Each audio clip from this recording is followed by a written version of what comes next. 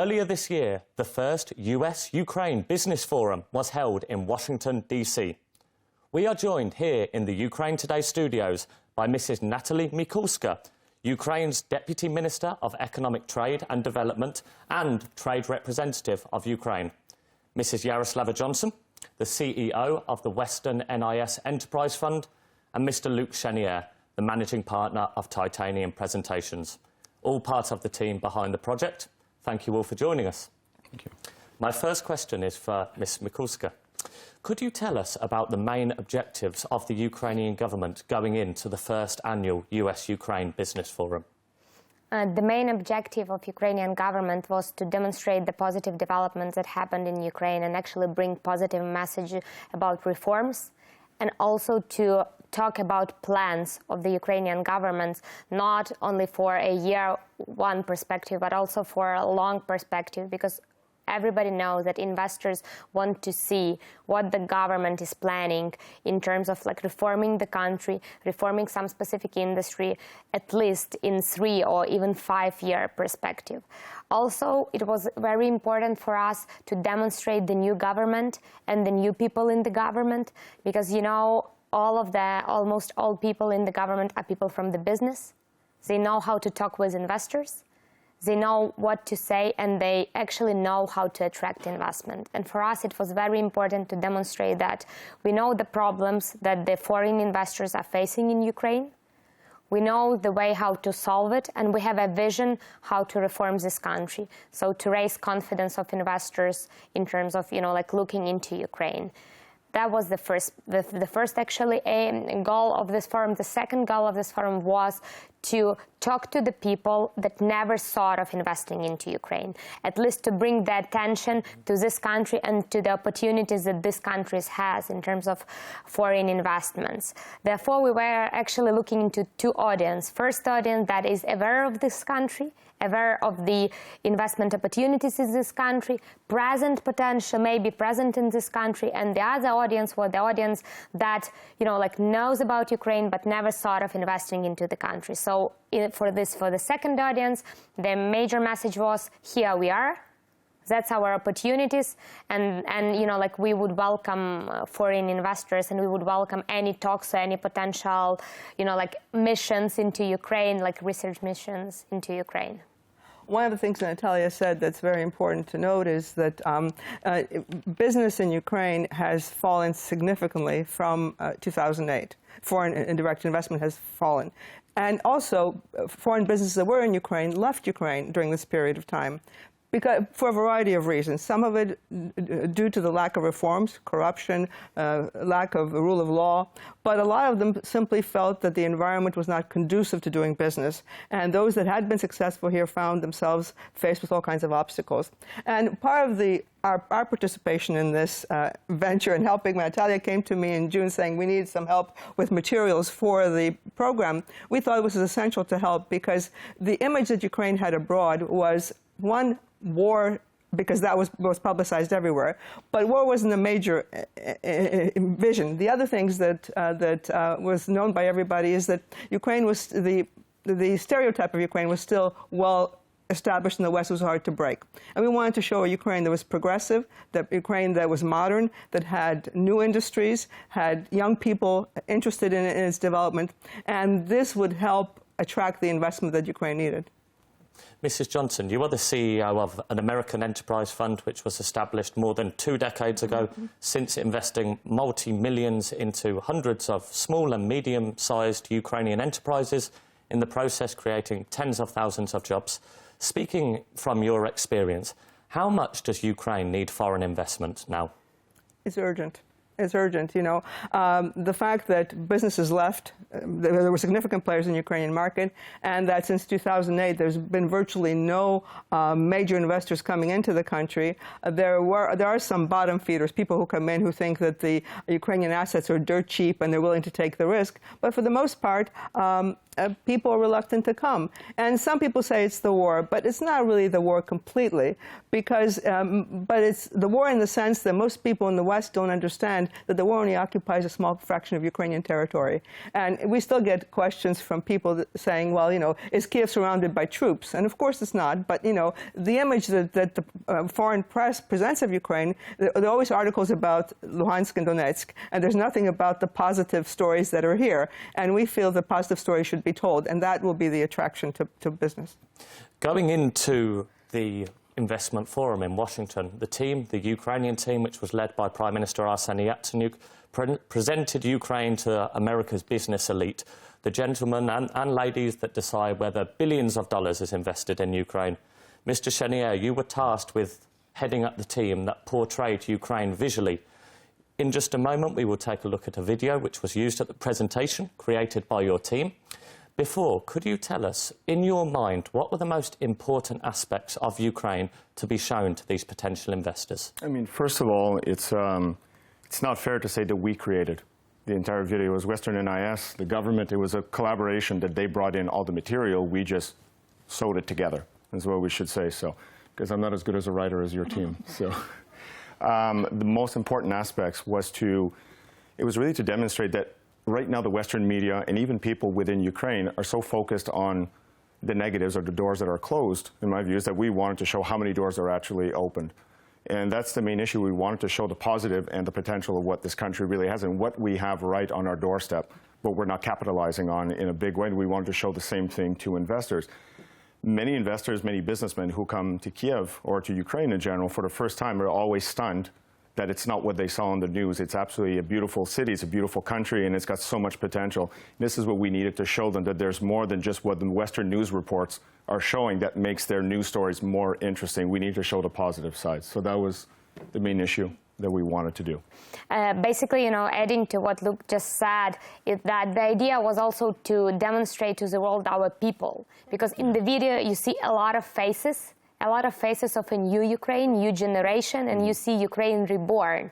Because basically when you look at the video, you can see the people that could be, you know, like not from Ukraine, that could be from the Europe, from Germany, from UK, because you see young people with the bright eyes, with the bright minds, with the, you know, with the big smiles, and that say, look, that's a Ukraine, that's a new Ukraine, that's a new people, that's a new educated people. You know, like our people is actually our treasure of this country at the moment. So the idea was also to focus on the people and to show this new generation. And also our government is also a new generation. Look at the age of, you know, the average age of the ministers in the government, and look at those people. All of them are from the new generation. And it means at least that we understand the world, we understand the tendencies, we understand what's going on.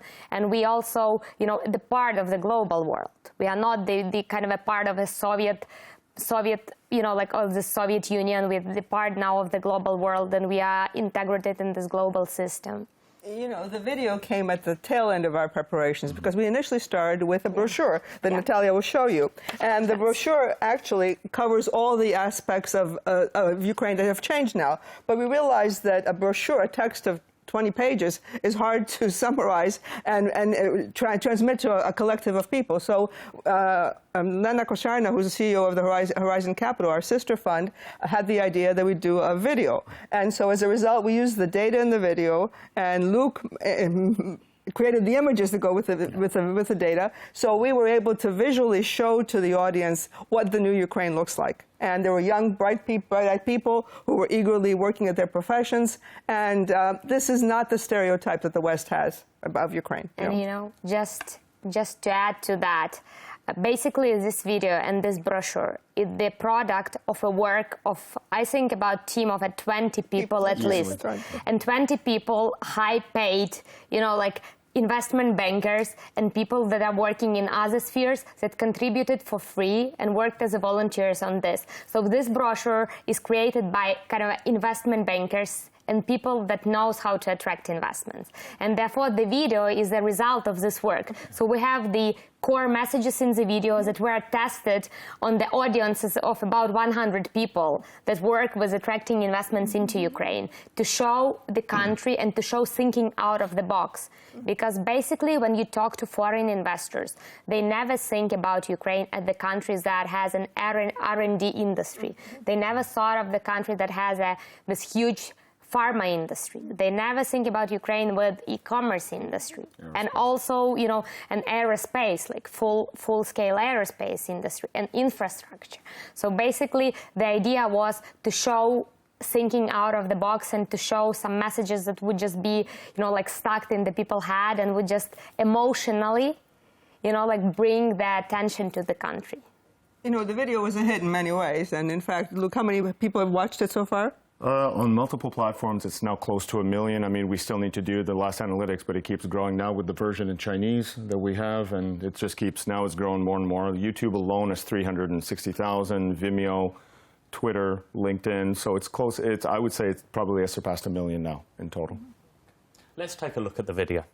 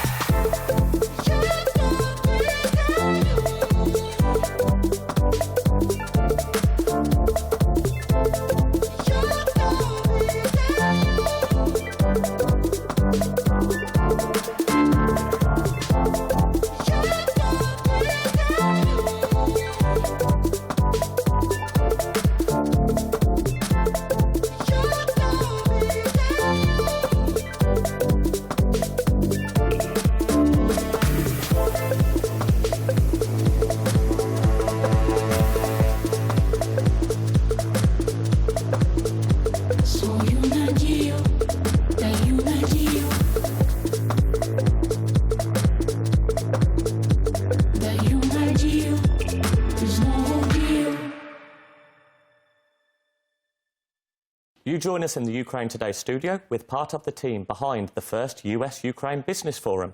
We just saw a video which was used to present Ukraine and the investment attractiveness of the country at the forum.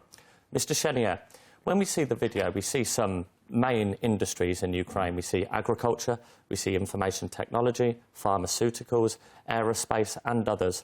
What in Ukraine sets these industries aside from other countries in Eastern Europe? That's a good question, but I think I'd like my partners here to probably follow up on that. But I would say from the business side, I think what sets it apart is the eagerness, basically, to always be ready to be working. I would say that also the price difference and the advancement in technology is extremely high. Some of the highest IT people, aerospace is extremely far ahead, but the price competitiveness is what makes it very attractive for investors to come in while still getting the pushing, basically, of the same level in the US or in other countries in the West. But I think Natalia can probably answer that a little bit better than I could. I think basically the attractiveness of those industries are first people, then the market. We have a huge internal market. We have, like 48 million of people in this country. So basically we have huge internal market. We also have a lot of a lot of our neighbors' market where we can export those products. And the other thing is education. You see that in the video, in the brochure, we always pay attention to the education. So it means we have people, we have resources, and we have educated people, highly educated people in specific industries. And secondly, we also have still experience and expertise in a number of industries like none other countries has. For example, full-scale aerospace industries. That's a unique experience. Not so many countries in the world has this full-scale. You know, like starting from the development, of the aircraft, ending with actually the aircraft building and selling it to different markets. In April, Prime Minister Arseniy Yatsenyuk was quoted saying you would not buy a flat if the building was on fire, implying that the current conflict in Ukraine deters foreign investors. However, the conflict only affects around 6% of the country, the remaining 94% being open for business. If we take a look at some countries which have had lasting conflicts, for example, Israel, they have still managed to develop and attract foreign investment. What is the Ukrainian government doing to focus attention on the positive aspects of Ukraine, the aspects that we just saw in this video, as opposed to the war going on in the east of the country? Basically, video is only image. The brochure is only image, but we need to do our homework. We need to talk to investors, and the most important thing, we need to demonstrate progress. We can talk a lot, we can promise a lot, but foreign investors, they want to see progress. They understand that you cannot rebuild the country from the, in a half-year terms, but what they want to see is the constant progress on the reforms. So the idea that the government has in mind, we need to show progress. We need to demonstrate wins, maybe not a big wins, but sometimes a small wins, but to demonstrate on a weekly basis wins and what is going on with the reforms. Our ministry developed the Way to Prosperity funding principle for economic reforms, and a brochure I have for you here. And basically we identified a few areas where we need urgent reforms for the foreign investors to come. Definitely that is the judicial system. Definitely that is the fight with corruption. It is the deregulation.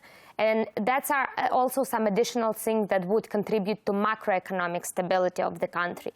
But, like all of us are people from the business, with the business background. We know that what foreign investors want to see in this country, but the major message that we are normally hearing is we need to see the progress. And the most important thing is to see the progress. So if we will have a forum in Germany at the end of October, similar to the one we had in US. And what we are going to do, we are going to concentrate on demonstrating the progress, not talking about the plans for reform, but demonstrating what has been done by the government starting from December.